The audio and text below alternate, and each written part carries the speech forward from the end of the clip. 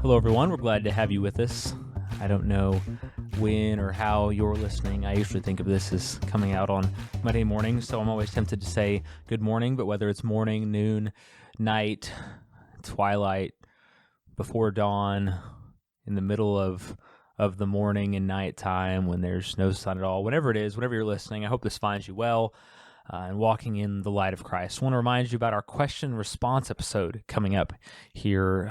It won't be too long now, just a couple of months. I've got a guest lined up. Really excited to share some of the questions you have on that. Philippians is a shorter book, so we don't have as much time as we would normally have to address those questions and to get them in. So send them on over first chance you get.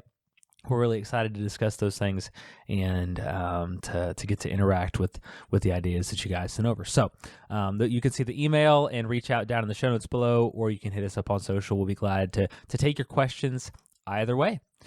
Today we're going to be continuing in Philippians chapter 3, looking at verse 17 to 19. Philippians chapter 3, verses 17 to 19.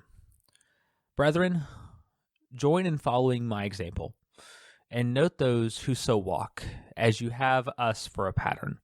For many walk, of whom I have told you often, and now tell you even weeping, that they are enemies of the cross of Christ, whose end is destruction, whose God is their belly, and whose glory is in their shame, who set their mind on earthly things. We're nearly to the end of chapter 3.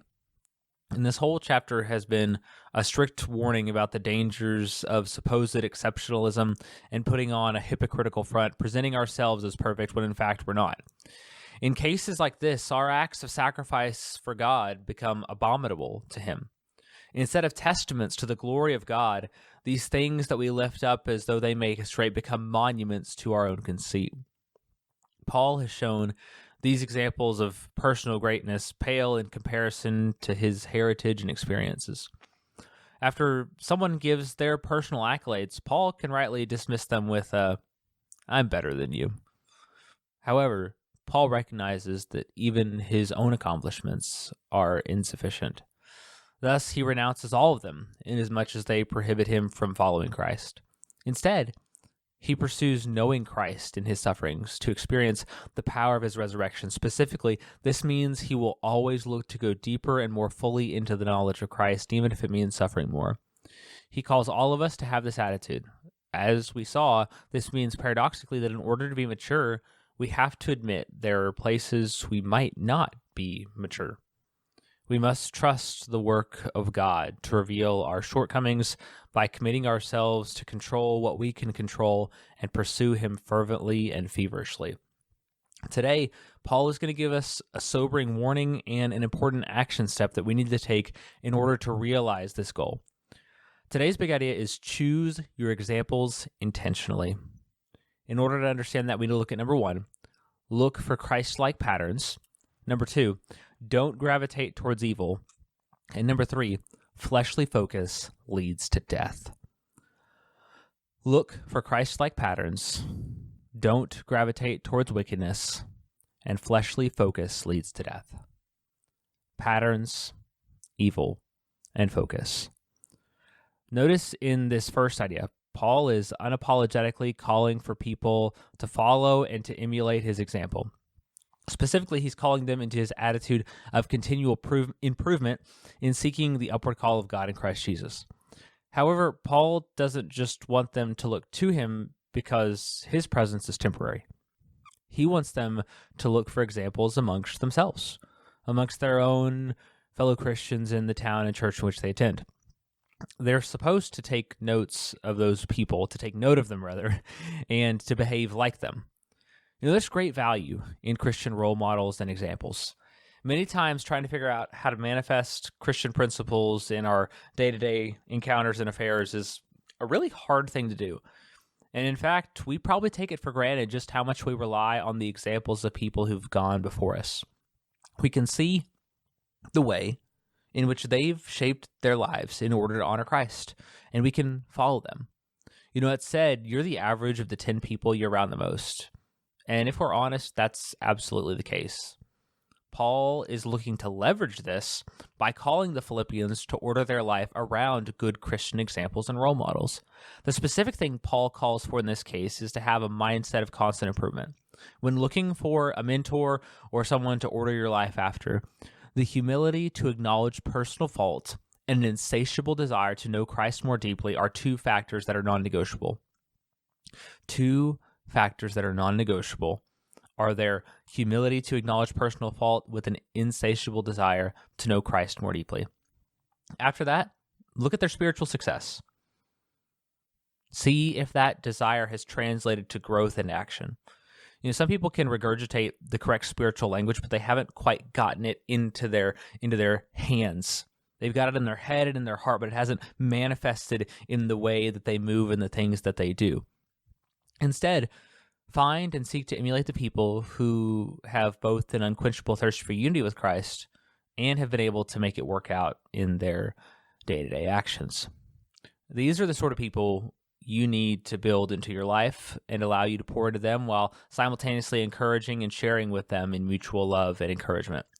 Doing so will mean you have a life filled with the love of Christ and a growth that you're striving for. With this need to intentionally choose good examples, we'll notice here in the next verse there, verse number, I believe, 18, Paul says 4, which, as we often talk about, and we'll continue to talk about, Lord willing, for the next 200 episodes, is a word of causality. It tells us the why, or the because of what we've just read. So beyond what we've already said and mentioned before about the need and the function of examples in our Christian activity, we need to actively take note of those who are pursuing Christ. Why is that? Why do we need to actively take note of those who are pursuing Christ? Paul says because they're our enemies of the cross. The Philippians need to choose their influences carefully because there are many who are not for Christ, but they are against him. They're enemies of the cross. These enemies are those who Paul has warned them about, even with great distress, time and time again. He mentions that. He also mentions it early in the start of chapter 3, about how I'm willing to write these things again to you. We'll think about these enemies here in a second, but I want to really dig into the causality here. The causality, because that helps us see the big idea of this text. Why is the reality of the enemy? Why is the reality of enemies of the cross? Why does that mean that we need to note good examples? Let's say it again, hopefully clearly this time. Why does the reality of enemies of the cross mean that we need to take note of good examples? I would suggest it's because we're going to be influenced by someone. In fact, it's usually those who declare that they're not influenced by anyone who are the most acceptable because they're, in fact, the least aware. All of us have people we're drawn towards. We're going to gravitate towards admiring someone. And as we mentioned in this point, we want to make sure we're not drawn towards evil. And our big idea is to make sure we do that intentionally. The act of choosing people to emulate is not something that can happen by accident. Let me say that again. The people we choose to emulate cannot be chosen by accident or recklessly or thoughtlessly. There are times we're drawn to big personalities. We're drawn to wealth. We're drawn to accomplishments or other impressive abilities. And to be clear, that's not wrong in and of themselves. Those things may be impressive, but they don't equal spirituality. Just because someone has a big personality doesn't mean they're spiritual. Just because someone has money doesn't mean they're spiritual. And if we don't keep a level head, intentionally choosing the people we look up to, then we may find ourselves wrongly esteeming and emulating a person who is impressive but is not seeking Christ. That's why we need to choose this intentionally and make sure we're not just floating around and following after every person we like or influenced by. We need to make sure we're choosing them after the will of God.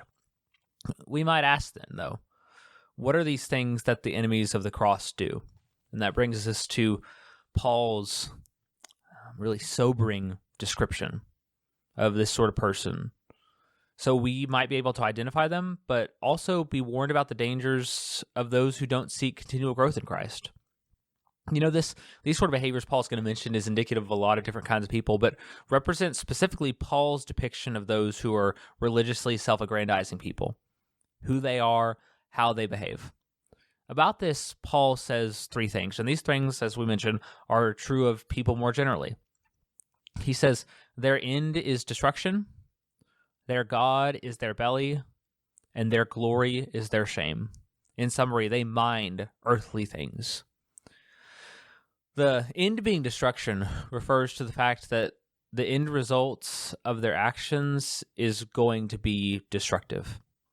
These actions they do have an outside appearance of impressiveness or admirableness, but in reality, this sort of overbearing action is a facade of faithlessness. It's a house of cards that's ultimately going to fall in on the person and the people who are drawn in by it. The next destructive mark, which is perhaps the most distinctive and the most clear that we can see in the moment, is that their God is their belly. What that means is that they're slaves to their impulses or to their desires, their appetites, their lusts. What they want to do is what they do. They act with very little self-control. One of the telltale signs of someone who is actually pursuing the upward call of God and Christ and distinguishing them between that and someone who's really an enemy of the cross is the passion with which they pursue self-control. I'll say that again. One of the telltale signs between someone who's actually pursuing the upward call of Christ and someone who's an enemy of the cross is the passion with which they pursue self-control. If you see someone who appears to be very religious, but behind closed doors they fail to practice self-control, they serve their appetites and passions, they're entitled, they make excuses like the rules don't apply to them, you probably want to run. You probably want to run. Because that's the sort of person who projects religiosity, but in fact may be an enemy of the cross. Now, to be clear, when I say that, pretty emphatically, we're not talking about a momentary lapse where someone goes against their better judgment. We're talking about a pattern of behavior. And if someone makes a pattern of behavior of refusing self-control, then, in fact, as we see, these tributes to their greatness and glory end up becoming objects that testify to their shame. These things really become exhibits in the case against them that Christ doesn't know them at all. And in this case, it says they mind earthly things because their focus is on the flesh. Their focus is on what can make them great in this body. Now, this isn't saying that thoughts about things that are on this earth are inherently wrong, things like occupations, jobs, hobbies. What it's saying is if that becomes our singular focus and the thing that makes us great, we are not following Christ as he calls us to. So that brings us to the end of this really incredible warning from Paul that shows the antithesis of the behaviors he's been arguing in favor of for the past few months. This warning needs to cause us to examine ourselves to ensure that we haven't made ourselves an enemy of the cross. Now, prayerfully, most of you will quickly determine that you are not. But you must further examine the voices you're listening to, both Christian and otherwise, or we might say professing Christian and otherwise. You need to ensure that the examples and the places where you're allowing yourself to be influenced are people that will lead you to Christ and not away. Specifically, I want to challenge you, if you need an application step for today, go through your social media feed, find the people you follow. Many of the popular voices in terms of entertainment celebrities, but also Christian celebrities, fall into these categories. They puff themselves up as something great, but in truth, they're enemies of the cross. They are putting into your mind narratives, ideas, and thought processes that are going to undermine your faith in Christ. So I want to encourage you to go through that and see, is this really the right thing, the right voice to allow into my heart and into my mind? So as we think about other questions, that examination gives you one, but some other questions. Who are the 5 people you look up to the most? Just think of those. Think of 5 people, and if you think of 4, that's great. If you think of 7, that's fine. Think of those people that you look up to and that you listen to, that if they tell you something, you're going to take it really seriously. Are these people who press forward to the upward call of God? Or are these people who are opposed to the ideals of Christianity? Do you need to refresh the voices that you're listening to? Do you need to recalibrate the noise that's coming into your mind and that you're allowing in there? Do you need to refresh the role models that you've chosen?